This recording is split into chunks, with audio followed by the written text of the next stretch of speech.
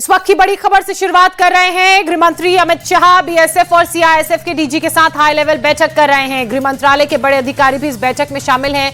NSA और IB chief भी अमित शाह के घर पर इस बैठक में मौजूद हैं। बॉर्डर और एयरपोर्ट्स पर किस तरह की सुरक्षा व्यवस्था है उसकी समीक्षा इस बैठक में की जा रही है। गृह मंत्री ने सीआईएसएफ डीजी को महत्वपूर्ण ठिकानों की सुरक्षा बढ़ाने के भी निर्देश जारी किए हैं। इसके अलावा एयरपोर्ट्स और जो पावर प्रोजेक्ट्स हैं, पावर प्लांट्स हैं, उनकी भी सुरक्षा बढ़ाने के निर्देश गृह मंत्री अमित शाह की तरफ से दिए गए हैं। तो इस वक्त की बड़ी खबर, बड़ी जानकारी, बड़ा अपडेट आप तक पहुंचा रहे हैं। गृह मंत्री अमित शाह के घर पर इस वक्त एक महत्वपूर्ण बैठक चल रही है। इस बैठक में एयरपोर्ट, पावर प्रोजेक्ट्स की सुरक्षा बढ़ाने का निर्देश जारी किया गया है और जो भी देश में महत्वपूर्ण ठिकाने हैं जहां पर हमला किया जा सकता है उनकी सुरक्षा बढ़ाने की भी बात कही गई है।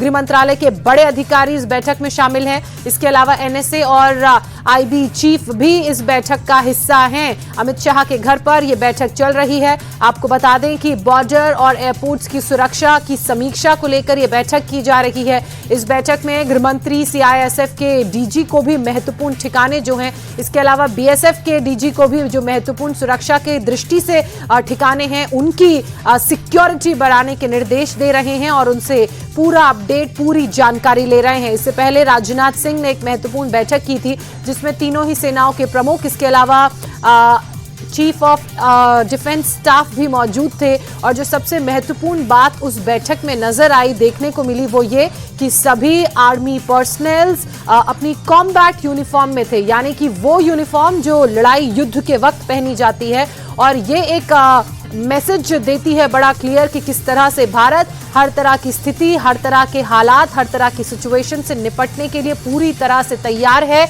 और उसकी सेना भी उसी तरह से हर मोर्चे पर, चाहे वो जल हो, चाहे थल हो, चाहे नभ हो, वहां पर डटी हुई है और पाकिस्तान की हर नापाक हरकत, हर मिस एडवेंचर का मुंहतोड़ तरीके से जवाब दे रही है। उसके हर ड्रोन अटैक को, उसके हर मिसाइल अटैक को निष्क्रिय, नाकाम कर रही है और हवा में ही अपने एयर डिफेंस सिस्टम के जरिए, अपने इंटीग्रेटेड एयर डिफेंस सिस्टम के जरिए उन मिसाइलों को, उन ड्रोन को मार गिराने में सक्षम रही है। 100% रेट रहा है भारत का इस मामले में। अगर आपने देखा होगा कि कल किस तरह से 15 प्रमुख शहरों पर भारत के पाकिस्तान ने हमले किए थे और हर उस एक हमले का भारतीय सेना ने मुंहतोड़ तरीके से जवाब दिया। एक और बड़ी खबर, रक्षा मंत्री राजनाथ सिंह भी बड़ी बैठक कर रहे हैं। उसकी तस्वीरें भी हमने आपको दिखाई। रक्षा मंत्रालय में पिछले 2 घंटे से ये महत्वपूर्ण बैठक जारी है जिसमें तीनों ही सेनाओं के प्रमुख और सीडीएस अनिल चौहान मौजूद हैं। बैठक में ताजा हालातों को लेकर जाहिर सी बात है चर्चा की जाएगी और आगे किस तरह की रणनीति के तहत बढ़ा जाएगा, क्या आगे एक्शन प्लान होगा,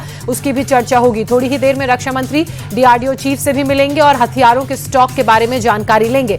बड़ी खबर, बड़ी जानकारी लगातार हम आपको दे रहे हैं। एक तरफ जो भारतीय सेना है वो बॉर्डर्स पर मुस्तैद है और वहीं दूसरी तरफ जो हाई ऑफिशियल्स हैं, तीनों ही सेनाओं के प्रमुख हैं, सीडीएस हैं अनिल चौहान और वो रक्षा मंत्री राजनाथ सिंह के साथ महत्वपूर्ण बैठक कर रहे हैं। इस बैठक में ये चर्चा की जा रही है कि अब आगे की रणनीति क्या रहेगी, आगे की वॉर प्लानिंग, वॉर स्ट्रेटेजी क्या रहेगी, किस रणनीति के तहत इन पूरे हालातों में आगे बढ़ना है। इसके अलावा इन तस्वीरों में जो एक इम्पॉर्टेंट मैसेज देखने को मिला है वो ये कि जो आर्मी के तीनों ही चीफ हैं, इसके अलावा जो चीफ ऑफ डिफेंस स्टाफ हैं, वो अपनी कॉम्बैट यूनिफॉर्म्स में, उस वर्दी में जो जंगी हालातों में पहनी जाती है या जो कॉम्बैट्स के टाइम पर पहनी जाती है उसमें मौजूद हैं और ये एक बड़ा मैसेज तस्वीर देती है। करीब पिछले 2 घंटे से ये बैठक चल रही है, किसी भी वक्त ये बैठक खत्म होगी। उसके बाद रक्षा मंत्री राजनाथ सिंह ने आज डीआरडीओ के साथ भी एक बैठक करनी। बड़ा अपडेट आपको दे दें, रक्षा मंत्री राजनाथ सिंह की जो तीनों ही सेनाओं के प्रमुख और chief of defence staff Anil Chauhan के साथ बैठक चल रही थी, वो बैठक खत्म हो चुकी है। थोड़ी ही देर पहले ये बैठक खत्म हुई है और अब से कुछ ही देर बाद डीआरडीओ के साथ भी रक्षा मंत्री राजनाथ सिंह की एक महत्वपूर्ण बैठक होगी।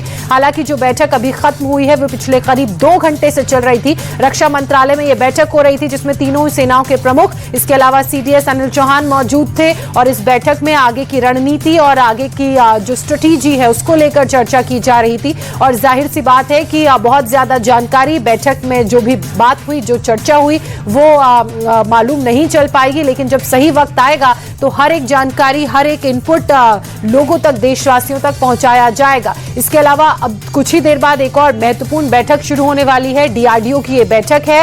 आपको बता दें कि इस बैठक में जो डीआरडीओ से जुड़े अधिकारी हैं वो शामिल रहेंगे और किस तरह से स्टॉकिंग हो रही है हथियारों की, कितना हथियार इस वक्त भारत के पास है, कौन कौन सी मिसाइल्स इस वक्त भारत के पास हैं और किस तरह के हमले करने में वो सक्षम है, ये पूरी चर्चा उस बैठक में संभवतः की जाएगी।